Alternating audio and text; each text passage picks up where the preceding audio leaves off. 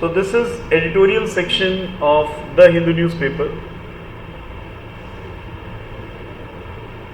and I have taken one passage that is from editorial section.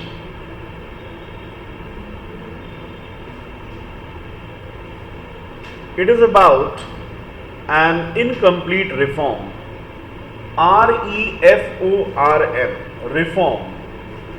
What is the meaning of reform? Yes, reform एक verb है जिसका मतलब as a use, reform का meaning as a noun भी होता है और as a verb भी होता है. रिफॉर्म एज ए वर्ब का मतलब है परिवर्तन लाना, to make changes. Yes, and reformation इसका नाउन है. नाम से इसे समझ सकते हैं. री माने फिर से, एंड फॉर्म माने आकार देना, किसी चीज को फिर से गठन करना, किसी चीज को फिर से बनाना. सो इसमें लिखा हुआ है एन इनकम्प्लीट रिफॉर्म. ये एक अधूरा पुनर्निर्माण है on 6 years of the goods and services tax. 6 साल हो गए जीएसटी के, जिसे डिटेल फॉर्म में आप क्या कहते हैं, गुड्स एंड सर्विसेज टैक्स. ये जानना भी ज़रूरी है कि गुड माने अच्छा, एडजेक्टिव है, और इसमें एस लगा दो तो गुड्स नाउन बन जाता है, जिसका मतलब है सामान. Despite gains the indirect tax regime is yet to become truly simple और एफिशिएंट. क्या आप जानते हैं डिस्पाइट का मतलब क्या है? सेम मीनिंग, जो मीनिंग है इन स्पाइट ऑफ का, वही है मीनिंग डिस्पाइट का. डिस्पाइट और इन स्पाइट ऑफ दोनों का मतलब है के बावजूद. क्या मतलब है दोनों का? के बावजूद. और एक बात ध्यान रखिएगा कि डिस्पाइट के साथ हमेशा नाउन आता है, और इन स्पाइट ऑफ के साथ चूंकि वर्ब आती है, और वर्ब आती है तो वर्ब का आईएनजी फॉर्म आता है. ये इसका लॉजिक है. मीनिंग यही रहता है के बावजूद. जैसे आपने कहा एफर्ट्स करने के बावजूद उसे सफलता नहीं मिली, तो अगर आप डिस्पाइट से बनाएंगे तो सिंपली कहेंगे despite efforts he did not get success. और अगर आप इन स्पाइट ऑफ से बनाएंगे तो in spite of putting efforts या making efforts he did not get success. Is that clear? तो आप देख सकते हैं डिस्पाइट के तुरंत बाद नाउन आ रहा है, और इन स्पाइट ऑफ के बाद वर्ब का कौन सा फॉर्म आ रहा है? ING, putting efforts. तो ये ध्यान देने वाली बात थी. The indirect tax regime, regime का मतलब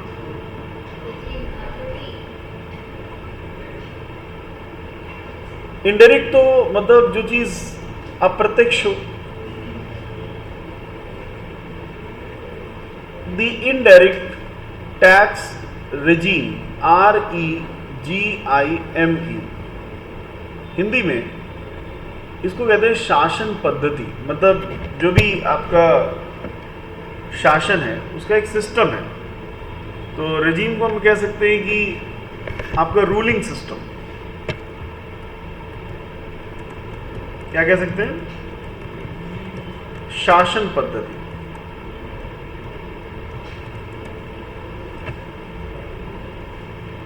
alright, like every government has a certain regime, and according to that regime only things move on. Yet to become, yet का मतलब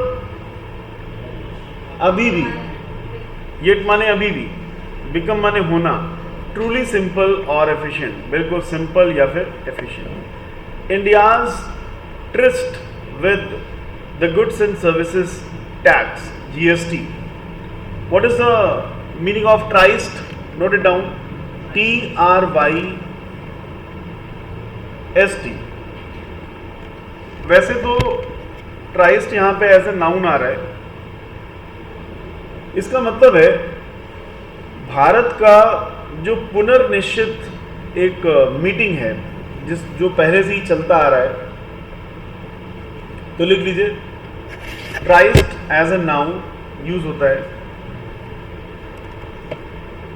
TRYST tryst as a noun use होता है and this meaning is hidden meeting, छिप कर मिलने का स्थान। ठीक है, प्लेस ऑफ सीक्रेट मीटिंग्स। वैसे मिलने के स्थान को एक नाम से इंग्लिश में जानते हैं, क्या आप जानते हैं उसे क्या कहते हैं? इसे कहते हैं रेंडेवू। इसकी स्पेलिंग थोड़ी अजीब है, रेंडेजवुअस। इसको हम लोग प्रोनाउंस करते हैं रेंडेवू। इसकी स्पेलिंग देखिए रेंडेजवुअस, इसे रेंडेवू प्रोनाउंस करते हैं एंड इसका मतलब है प्लेस ऑफ मीटिंग। जैसे आप कहते हैं अड्डे पे मिलते हैं, तो अड्डा का मतलब क्या है? रेंडेवू,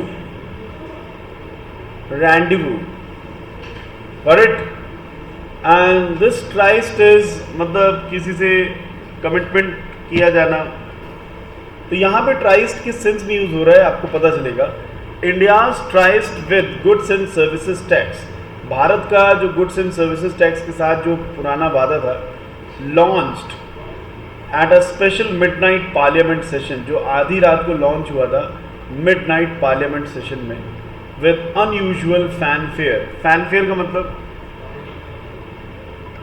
हाँ वहां सही बता रहे, बोल के नहीं, फैनफेयर का मतलब यहाँ पे वो नहीं आ रहा कि फैन मतलब वो वाले फैन जो आपके प्रशंसक हैं।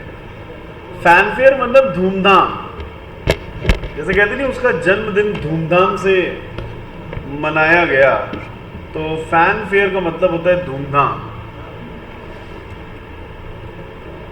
Fanfare, it's a noun and this means with a lot of happiness। जैसे आपने एक इडियम पढ़ा था विद बेल्स ऑन, धूम धाम। एक इडियम है विद बेल्स ऑन, जिसका मतलब है गाजे बाजे के साथ। जैसे आप कहते हैं जिस दिन मेरा एग्जाम निकल गया गांव लौटूंगा, काहे के साथ? गाजे बाजे के साथ, धूमधाम के साथ।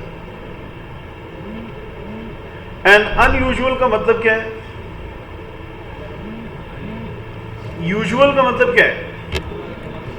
यूजुअल का मतलब है नॉर्मल, हमेशा की तरह। जैसे आप कहते हैं यूजुअली। एंड अनयूजुअल का मतलब है अजीबोगरीब।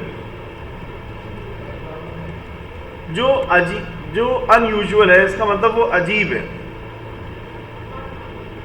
कंप्लीटेड 6 years दिस मंथ, इस महीने उसके 6 साल हो गए। मार्किंग द ओकेजन, इस अवसर को ध्यान में रखते हुए, इसको मार्क करते हुए, finance minister Nirmala Sitharaman emphasised. तो मुझे लगता है इस वर्ड के बारे में सभी को अच्छे से पता होगा, क्योंकि ऑलरेडी इस पर चर्चा हो चुकी है। अगर चर्चा हो चुकी तो बताइए एम्फेसाइज का पार्ट्स ऑफ स्पीच क्या है और इसका नाउन क्या है और इसका वर्ब क्या है और इसका एडजेक्टिव क्या है और इसका एडवर्ब क्या है। अगर आप ये बताएं तो जाने।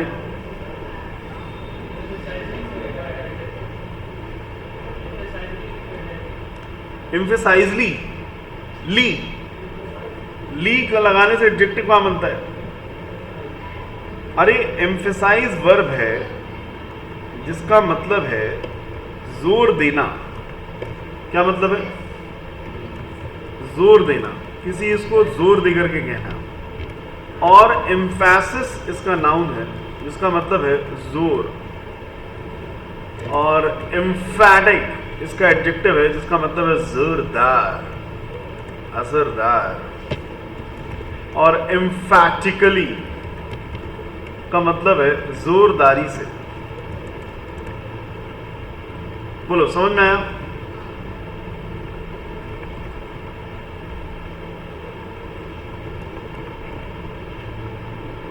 तो ये होता है। बोलो, there is emphasis on newspaper reading. I emphasize on newspaper reading.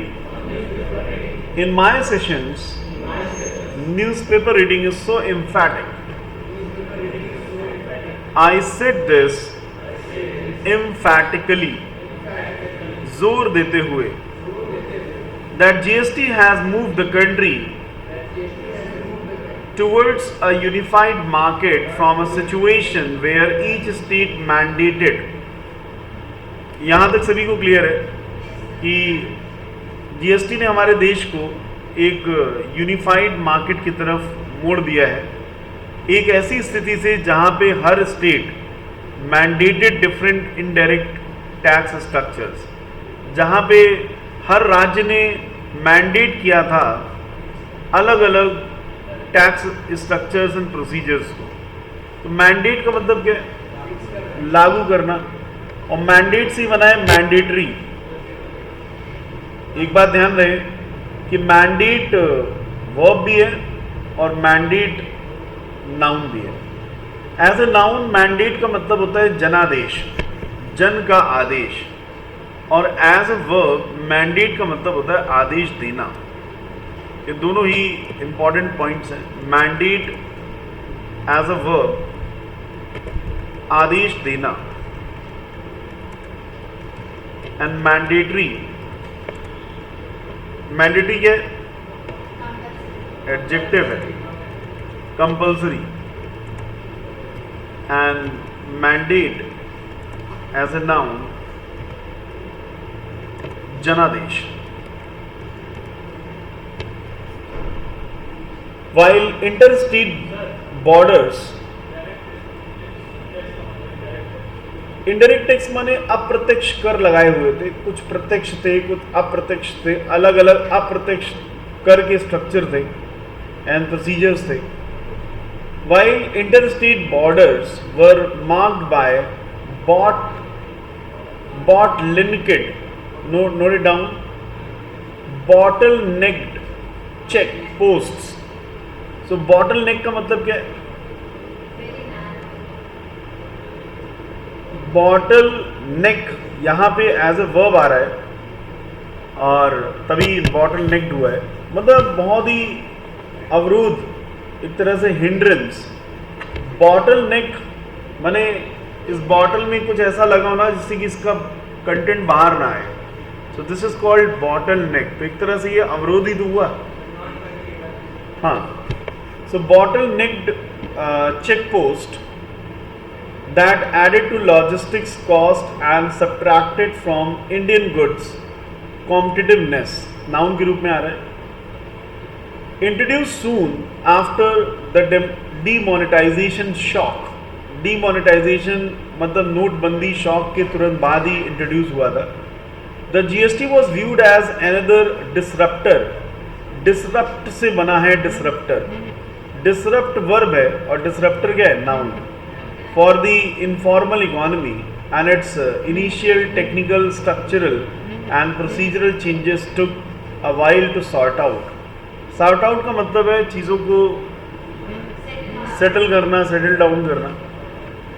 That all businesses with annual turnover of 5 crore will have to generate e invoices. उनको ई इनवॉइसेस जनरेट करनी होगी starting this August, and that there has been no ostensible, ये important word है, note कर लीजिए, ostensible। ostensible means इसी से बना है ऑस्टेंसिव, ऑस्टेंसिबल से बना है ऑस्टेंसिबली। ऑस्टेंसिबल मतलब डायरेक्ट, प्रत्यक्ष। पुश बैक माने किसी इसको फिर से पुश करना, from smaller businesses over this, indicate माने प्रदर्शित करता है, दैट फर्म्स हैव ग्रेजुअली, धीरे धीरे, एम्ब्रेस का मतलब गले लगाना, मतलब उस चीज़ से अडॉप्ट करना। The revenue departments crack down on fake invoicing and other techniques deployed by tax evaders. Deploy means तैनाती करना, किसी को काम पे लगाना, एंड इवेडर, इवेड का मतलब क्या है, टैक्स से बचने वाले लोग, इवेड से ही बनाए इवेडर, टालने वाले लोग। May compel few outliners to fall in line to, लेकिन कई लोगों ने उससे बचने के तरीके भी अपने निकाल लिए, फेक इनवॉइसेस जनरेट करने लगे। सारे वर्ड्स क्लियर हैं? All are noted? Invoice is a bill, e bill. Invoice का मतलब है आपका जो डॉक्यूमेंट होता है ना बिल का, उसे इनवॉइस कहते हैं। जब भी आप कुछ खरीदते हैं तो इनवॉइस आपको देते हैं, जीएसटी भी कितना लगा है बताते हैं। So words are clear? Okay, make sentences on these words.